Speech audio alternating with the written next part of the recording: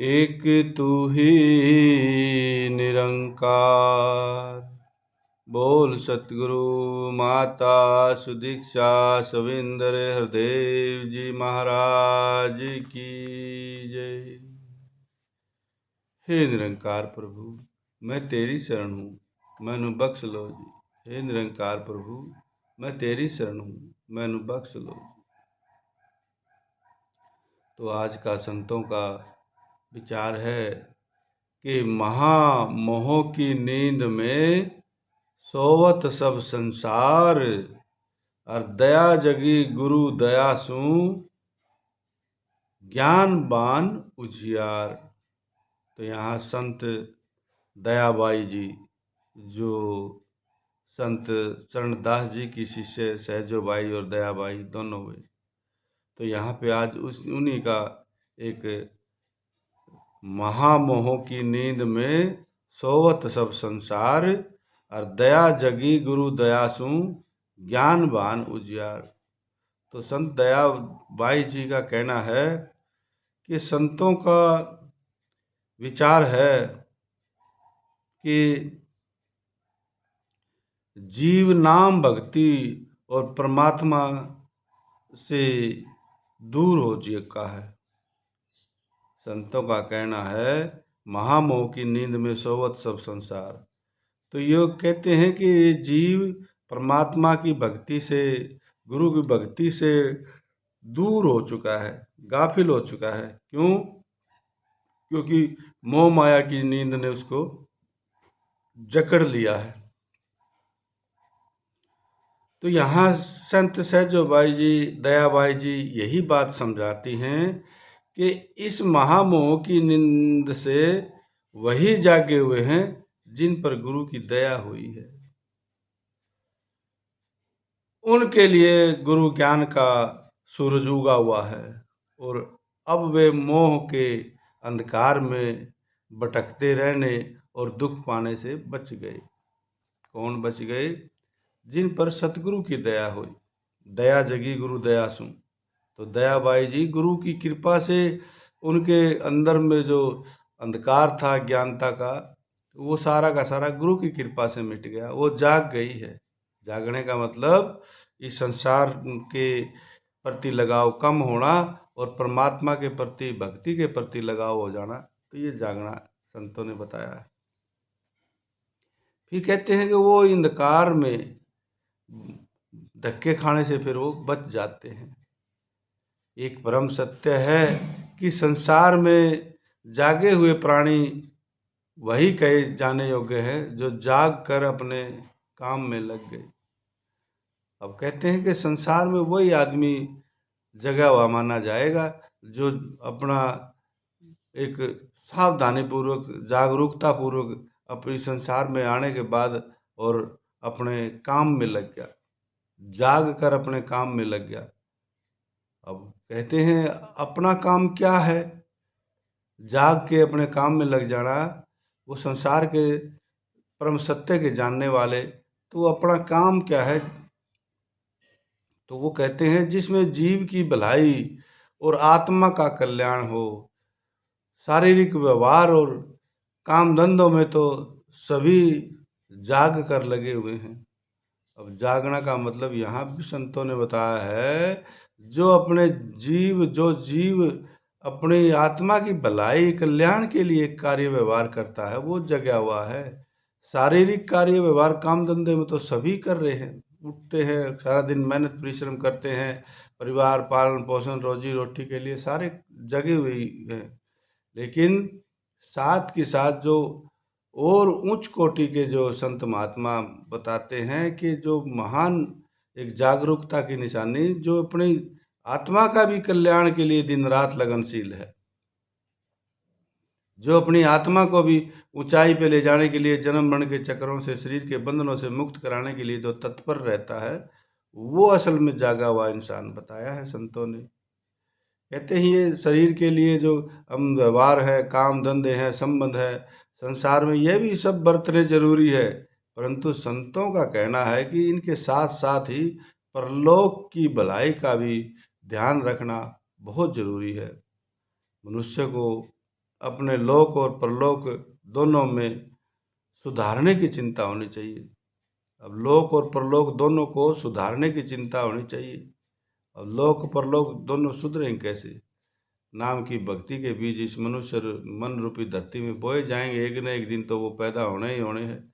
और जिस दिन पेड़ बन गया उस दिन मोक्ष मुक्ति के फल हम खाएंगे। अब माया के बीज बोए हैं जीवन भर, तो माया तो मिल जाएगी, मिल भी गई, लेकिन परलोक हमारा नहीं सवर है। परलोक में हमारे साथ जाने वाला सामान हमारा नहीं इकट्ठा हुआ। तो यहाँ यही बात संत महात्मा समझाते हैं कि जीव को अपने आत्मा के कल्याण का कार्य करना भी बहुत जरूरी है। वह परलोक सुधार के लिए बहुत आवश्यक है। इसलिए विचारवान की दृष्टि में जागा हुआ वही जाना जाता है, जो दुनियावी धंधों में होशियार रहने के साथ साथ जीव की भलाई की, आत्मा की भलाई के लिए भी काम करता है। तो इसलिए संतों ने, महात्माओं ने बहुत सावधानी, विशेषता कि हम जागे हुए इंसान तभी कहलाएंगे। अपने शरीर गुजारा, घर परिवार निर्वाह और साथ के साथ इस मालिक की भक्ति, इस निरंकार की भक्ति में भी अपना पूरा पूरा परलोक संवारने का काम होता रहे, तो जब जाके हमारा काम बनता है। तो जब चेते जब ही भला, मोह नींद सो जागी, और संतन की संगति मिले, सहजो ऊंचे भागी। अब यहाँ संत सहजोबाई जी के विचार भी आ गए हैं। संत दयाबाई जी का जो विचार पहले था, अब दोनों बहनें संतों की शरण में रह गए। आज दुनिया में उनके नाम है, लोग उनके ज्ञान पे चल कर अपनी आत्मा का कल्याण भी करते हैं। तो संतों का कहना है कि ये जीव तू जब भी जाग जावे तभी भला है। जो समय भूल में बीत चुका, जो बीत गया, जो बीत गया भूल में, मोह अज्ञान माया की इस रंग बिरंगी चकाचौंध में उलझ के जो समय बीत गया कहते हैं, वो तो बीत गया, कोई बात नहीं। लेकिन ए जीव तू जब भी जाग जावे तभी भला है। अब उसकी चिंता करना, जो बीत गया, जो बीत गया, गलत कामों में बीत गया, कोई बात नहीं, पीछे की पीछे गई, लेकिन अब आगे से मैं ऐसे काम नहीं करूँगा। अब उसकी चिंता करना और उस पर पछताना व्यर्थ है। जबकि संतों ने जगा दिया है, तो अब मोह माया की नींद से जाग के परमार्थ की कमाई करने में लग जा, क्योंकि ये संतों की संगति बड़े ऊंचे भाग्य से प्राप्त होती है। इसलिए समय की कदर कर और अपने काम में लग जा। काम क्या है? अपनी आत्मा की भलाई, अपनी आत्मा का कल्याण। तो यही संतों ने बताया है, यही संतों की विशेष एक दृष्टि होती है, जो खुद भी अपनी आत्मा का कल्याण करके और जीवों को भी, हम जैसे जीवों को भी संसार से, भवसागर से पार निकालने का काम करते हैं। तो भगवान श्री राम जी ने भी नवदा भक्ति में जो देवी बिलनी जी को बताया था कि 9 प्रकार की नवदा भक्ति, तो उसमें सबसे पहले प्रथम भक्ति संतन कर संगा। तो प्रथम भक्ति करने का सबसे पहला तरीका, हमें संतों का संग होना बहुत जरूरी है। अब संतों का संग सिर्फ शरीर के दर्शन हो गए, इससे काम नहीं चलता है। अगर बच्चों को अगर कुछ ज्ञान देना चाहते हैं तो वे पढ़ लिख जाए, या ऐसी कभी अपने बच्चों को बिना पढ़ाए लिखाए बस खाली दर्शन मात्र से ही उनका काम बन जाए, तो ऐसा नहीं हुआ है। इसी प्रकार प्रथम भक्ति संतन कर संगा, संतों का संग के बारे में लिखा है यहाँ। संतों के पास रह के उनके विचार, उनके ज्ञान की बात, उनके रहने के जीवन के तरीके के बारे में सीखने के लिए संग करना है। भक्ति कैसे करी जाए, कैसे करते हैं, कैसे मन को काबू में लाया जाए, कैसे मन पे कंट्रोल किया जाए। तो संगति करिए साध की, अंत करे निर्बाहु, और साकत संगु न कीजिए, जाते कोई बिनाहु। अगर संतों की संगति हमें प्राप्त होती है तो ब्रह्म ज्ञान हो जाता है। जैसे और भी दुनियावी हमें ज्ञान प्राप्त करना है तो जो जानकार होता है उसी से वह ज्ञान मिलता है।